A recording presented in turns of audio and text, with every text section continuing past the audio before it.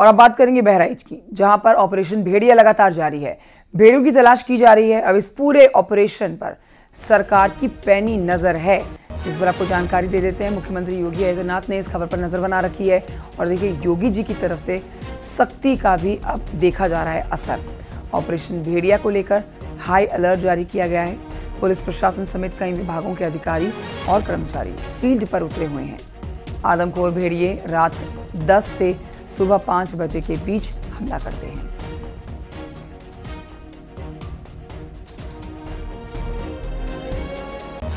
बहराइच के मसी इलाके में लगातार हो रहे आदमखोर भेड़िए के ताबड़तोड़ हमले को लाख कोशिशों के बावजूद न रोके जाने से नाराज मुख्यमंत्री योगी आदित्यनाथ की सख्ती का एक बड़ा असर देखने को मिल रहा है। आज जहां उत्तर प्रदेश के वन मंत्री और बहराइच के जो प्रभारी मंत्री हैं उन्होंने ऑपरेशन भेड़िया की समीक्षा की, तो वहीं उन्होंने आज से ही पूरे प्रभावित क्षेत्र में हाई अलर्ट जारी करने का निर्देश दिया। जिसके बाद आप देख सकते हैं कि इस वक्त रात के 11 बज रहे हैं और इस वक्त हम लोग महसी क्षेत्र के बग्गर गांव में खड़े हैं, जहां पर बेहद सख्ती से जो निर्देश दिए गए हैं कि हर एक घर का दरवाजा चेक किया जाए, वो बंद हो और वहां पर जो लोग हैं वो बारी बारी से गश्त करें ताकि अपने और परिजनों को इस आदमखोर भेड़िए से बचाया जा सके।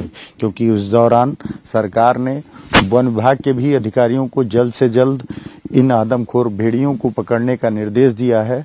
तो आम लोगों से भी ये अपील की है कि वो भी इस आपदा के मौके पर सतर्कता बरतें और खुद भी अलर्ट रहें और लोगों को भी सुरक्षित रखें। आप देख सकते हैं कि हर एक घर इस समय प्रॉपर तरीके से बंद है, दरवाजा लगाया गया है और जो लोग हैं वो भी यहाँ पर बारी बारी से अपने इलाके में घूम रहे हैं ताकि उनके परिवार और उनके बच्चों की रक्षा हो सके इस आदमखोर भेड़िए से।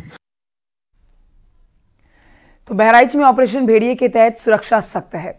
रात भर घरों के सामने कर्मचारी और कई ग्रामीण पहरा देते दिखाई दे रहे हैं। पुलिस तंत्र भी अलर्ट पर है। न्यूज़ 18 की ग्राउंड जीरो पर पूरी टीम मौजूद है, जो आपको एक एक तस्वीर और जानकारी दे रही है। जल्द ही ये दरवाजा लगाया गया है ताकि जो भेड़िया है वो हमला ना कर सके। हमारे साथ कुछ लोग मौजूद हैं, उनसे हम बात करेंगे। क्या नाम है आपका? पतिराम निसार।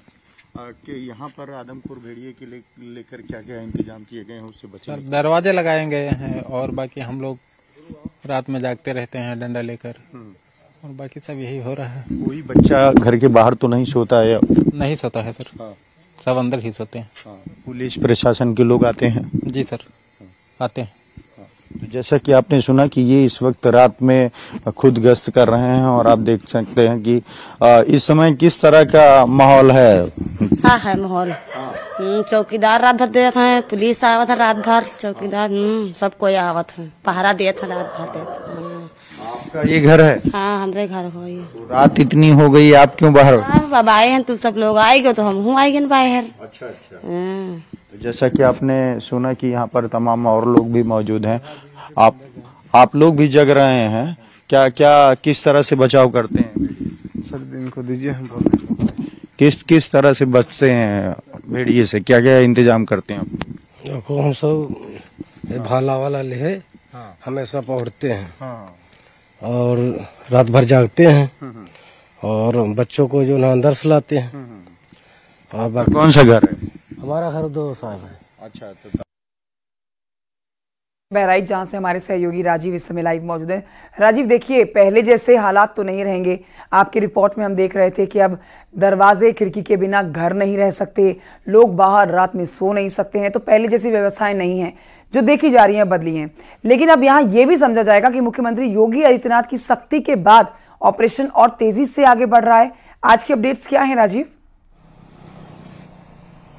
देखिए, मुख्यमंत्री योगी आदित्यनाथ की सख्ती के बाद ऑपरेशन भेड़िया को बेहद गंभीरता के साथ इस वक्त चलाया जा रहा है। कल आपने देखा कि खुद योगी सरकार के दो मंत्री बहराइच पहुंचे और उन्होंने ऑपरेशन भेड़िया में जुड़े सभी पुलिस, प्रशासनिक और वन विभाग के अधिकारियों को सख्त निर्देश दिया कि किसी भी कीमत पर जो सरकार की प्राथमिकता है वो लोगों की जान बचाना है। इसीलिए निर्धारित समय सीमा के भीतर आपको इन आदमखोर भेड़ियों को पकड़ना होगा, जिसके लिए इस पूरे इलाके को 3 सेक्टर में बांटा गया है और तीनों सेक्टर में कल रात से ही जो वन विभाग के विशेषज्ञों की टीम है, वो चाहे लखनऊ से आई हो चाहे देहरादून से आई हो, वो सभी जो टीम मेंबर हैं वो 3 अलग अलग जगह पर सर्च और रेस्क्यू ऑपरेशन के लिए उन्होंने कैंप कर रखा है। और ये वही 3 जगह हैं जहां पर भेड़िए ने अपना बेस कैंप बनाया था, वहां पर वो अटैक कर रहा है। फिर चाहे वो सैया चूड़ामणि का इलाका हो, कुकैला का इलाका हो, या फिर जो हिंदूपुरवा साइड जहां पर लगातार बीते दिनों भेड़िए के हमले देखे गए हैं। तो एक और वन विभाग ये कोशिश कर रहा है कि किसी भी कीमत पर जल्द से जल्द इन आदमखोर भेड़ियों को पकड़ा जाए, तो वहीं दूसरी ओर सरकार ये चाहती है, क्योंकि वन विभाग को 7 से 10 दिन का समय दिया गया है इन आदमखोर भेड़ियों को पकड़ने के लिए, तो इस दौरान हमले कम हो और कोई भी असुरक्षित न हो, इसके लिए जागरूकता अभियान चलाया जाए। कल पहली बार इतनी शक्ति देखने को मिली है कि किसी भी गांव में किसी भी शख्स को बाहर नहीं सोने दिया गया। हर गांव में पुलिस की तैनाती की गई है, पुलिस के सिपाही रात भर जगते हैं और हर घर में कई राउंड जाकर लोगों को बोलते हैं कि आप या तो घर के अंदर रहें या पर छत पर रहें, क्योंकि 7 से 10 दिन तक इन लोगों को सतर्कता बरतनी होगी, क्योंकि अभी इन आदमखोर भेड़ियों को पकड़ा जाना बाकी है। कुल मिलाकर पूरे क्षेत्र में जो एक दहशत का माहौल था, एक अच्छी खबर यह है कि बीते 2 दिनों से आदमखोर भेड़िए ने किसी भी जगह पर कोई हमला नहीं किया। 2 दिनों से भेड़िए का अटैक नहीं देखा गया है, लेकिन मुख्यमंत्री योगी आदित्यनाथ की आदेश के बाद अब और सख्ती से ऑपरेशन को अंजाम दिया जा रहा है। राजीव, शुक्रिया आपका जानकारी के लिए। बढ़ते हैं आगे, कुछ और खबरें आपको बताते हैं। हरदोई की खबर आपको बता रहे हैं, जहां एक एम्बुलेंस चालक पर छात्राओं के अपहरण की कोशिश का आरोप है कि छात्राएं छुट्टी के बाद स्कूल से वापस लौट रही थी, तभी रास्ते में एक एम्बुलेंस चालक ने उनका पीछा किया। एम्बुलेंस में बैठने के लिए कहा गया, लड़कियों ने इनकार किया, पर एम्बुलेंस चालक ने एक छात्रा को गाड़ी में जबरदस्ती बिठा लिया। तभी और छात्राओं ने शोर मचाया, स्थानीय लोग इकट्ठा हो गए और उन्होंने उस एम्बुलेंस चालक को पकड़ लिया, पुलिस के हवाले कर दिया। पुलिस एम्बुलेंस चालक को हिरासत में लेकर पूछताछ में जुटी है। हालांकि पुलिस ने अपहरण की घटना से इनकार किया है। ये मामला जिले के थाना कोतवाली देहात क्षेत्र के जीडीसी तिराहे के पास है।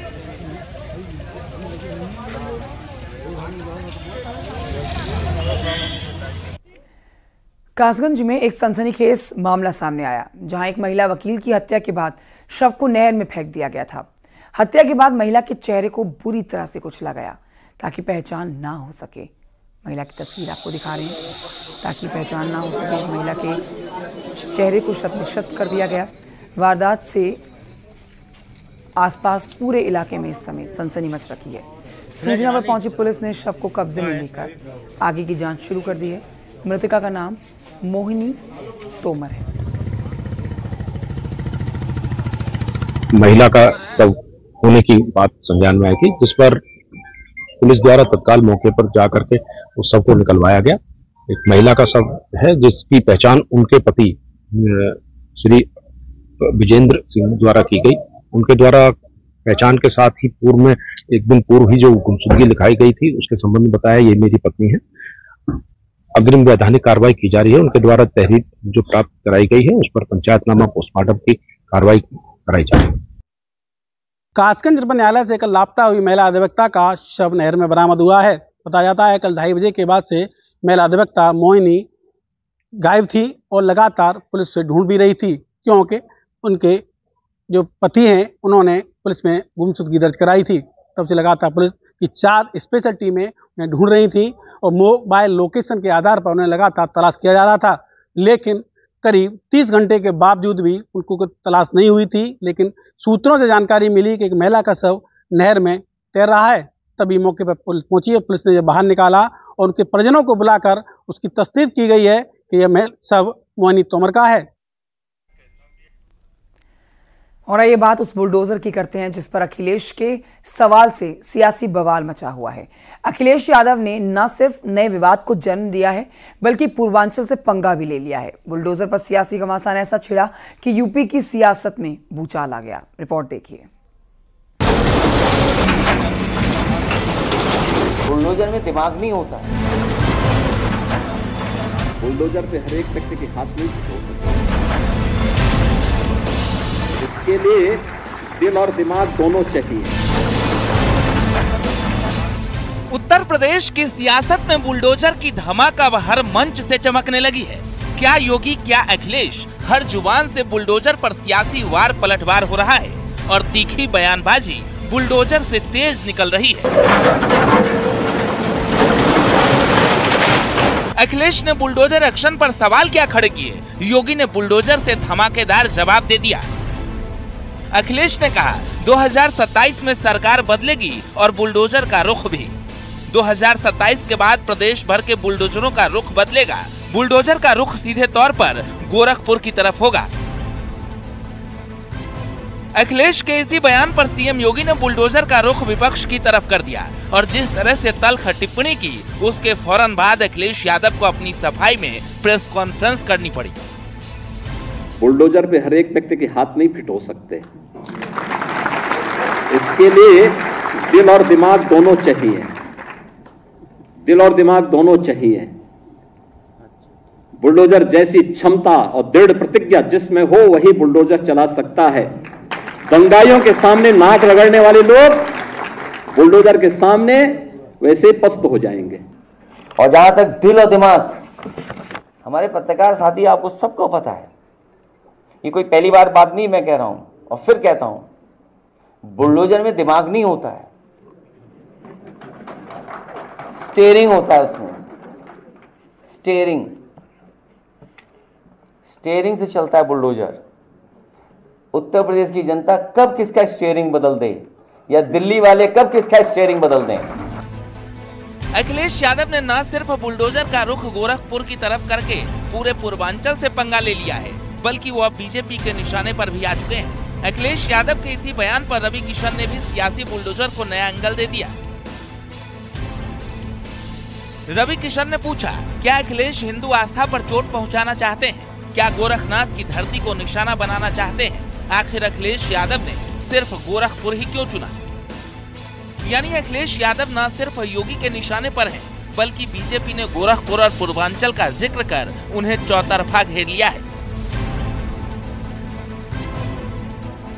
मैं माननीय अखिलेश जी आपसे ये जानना चाहता हूं, क्यों आपने गोरखपुर चुना, जबकि आपको पता है कि ये गोरक्षनाथ की ये पीठ है, एक पावन धरती है। एक एक लोग यहाँ पर, एक सांसद के रूप में मैं दूसरी बार जीत कर, या मैं हर व्यक्ति यहाँ पर है, हमारे परदादा की जमीन यहीं पर है बड़हलगंज, हम लोग की आस्था गोरक्षनाथ पर है। तो क्या आप ये तुष्टिकरण की राजनीति वाला बयान नहीं था? क्या आप यहाँ के हिंदुओं को डराना चाहते हैं? मुझे नहीं लगता कि जीवन में अब कभी समाजवादी पार्टी सरकार बनेगी। लेकिन जहाँ तक बुलडोजर का सवाल है, बुलडोजर हमारे उत्तर प्रदेश सरकार में दो प्रकार के हैं। एक बुलडोजर वो है जो विकास के काम में चलता है, रोड बनाता है, विकास के काम में चलता है। और एक बुलडोजर वो है जो इस प्रकार के अपराधी, माफिया और ऐसे खूंखार अपराधी जिन्होंने अवैध तरीके से निर्माण किए हैं, तो वहां पर चलता है। यानी एक तरफ सीएम योगी बुलडोजर की रफ्तार को और तेज कर चुके हैं, तो अखिलेश यादव अपने ही बिछाए जाल में पूरी तरह से उलझ चुके हैं। ऐसा इसलिए क्योंकि उन्होंने गोरखपुर की तरफ बुलडोजर का रुख करके पूरे पूर्वांचल से पंगा ले लिया है। Bureau report, news 18।